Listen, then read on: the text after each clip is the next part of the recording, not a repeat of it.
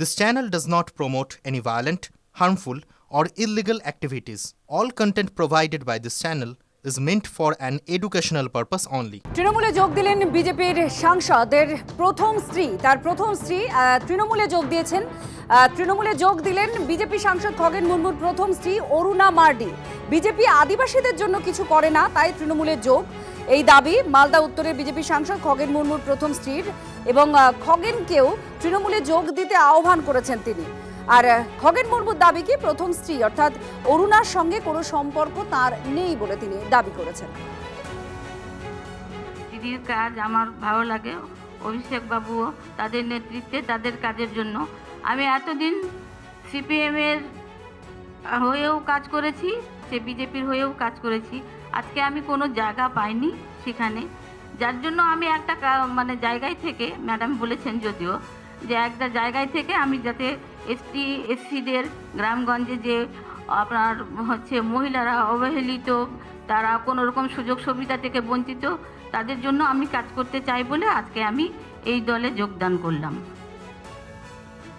এইভাবে করে একটা জয়েন করিয়ে একটা পরিবারের মধ্যে যাতে ওদের মধ্যে যাতে একটা সহানুভূতি, তারপরে ওদের মধ্যে বিচলিত করা, কোনো মতে এগুলো বিচলিত হওয়ার কোনো বিষয় নেই। 2 সালের পর আমার সাথে ডাইরেক্ট কোনো যোগাযোগ নেই, ও আলাদাই থাকে।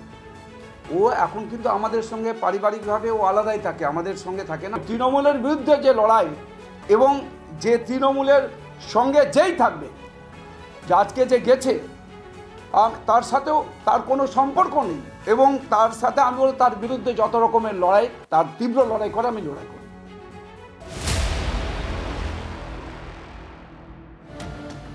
পরের খবর, হাত করা পরে এসআইআর শুনানিতে বিচারাধীন বন্দী।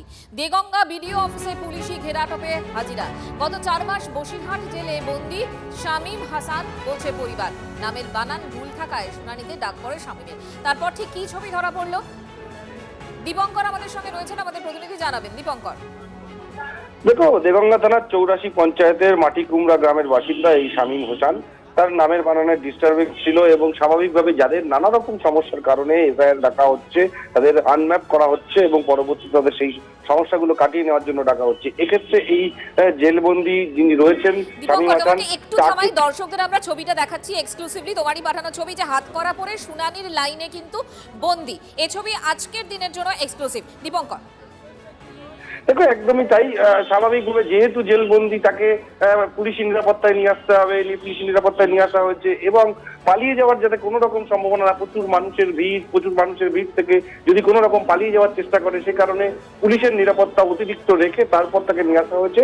পুলিশ সূত্রে এমনটাই জানা গেছে, এবং দেগঙ্গা বিডিও অফিসে এসে তিনি হিয়ারিং এর কাজ সম্পূর্ণ করেন, তারপর তাকে আবার জেলে নিয়ে যাওয়া হয়। এটাই হচ্ছে মূল বিষয়। তার যেহেতু নামের বানানের ভুল ছিল, সেই কারণে তাকে হিয়ারিং এ ডাকা হয়, এবং একই সঙ্গে যে জেলখানায়। তোমাকে ধন্যবাদ। দেগঙ্গার শুনানি কেন্দ্রের ছবি এটা, নামের বানান ভুল তাই শুনানিতে ডাক। হাত করা পরেই শুনানির লাইনে দাঁড়ালেন বন্দী। না জানি না, তো আমরা জানি যে ওর ছেলে বাড়ি কাজ করে, ও বাড়ি কাজ করতে পয়সা করে দিত, বাড়ি পয়সা করে আমরা সব পেশা দিত। আর আমরা তো জানি হুট করে, তো আমরা শুনছি যে আমার ছেলেটার এতদিন আমরা জানি, গ্রামের ছেলে সবাই জানি যে ও বাইরে কাজ করছে, জোগাড়ে কাজ করে। হ্যাঁ, কিন্তু আজকে হঠাৎ হিয়ারিং এসে দেখলাম যে ওর পুলিশে ধরে নিয়ে এসছে। আমরা তো দেখি অবাক যে কেন ধরলো, কি বৃত্তান্ত। তারপর ওর মুখে শুনলাম, বলছে আমাকে মিথ্যে কেসে ফাটিয়েছে, ভাই তোমরা একটু আমার হেল্প করো বা আমার বাড়ির লোকে জানাও। আমার এতদিন কোনো যোগাযোগ ছিল না, বলতে পারিনি, আর আমাদের টোটালি কেউ জানে না। একের পর একজনের কাছে শুনানির নোটিশ আসছে। এবার ভাঙড়ের তৃণমূল নেতা আরাবুল ইসলাম, তার কাছেও শুনানির নোটিশ এলো। বাবার নামে বানান ভুল থাকায় আরাবুলকে শুনানিতে ডাক। 31শে জানুয়ারি শুনানিতে হাজিরা দিতে হবে আরাবুলকে।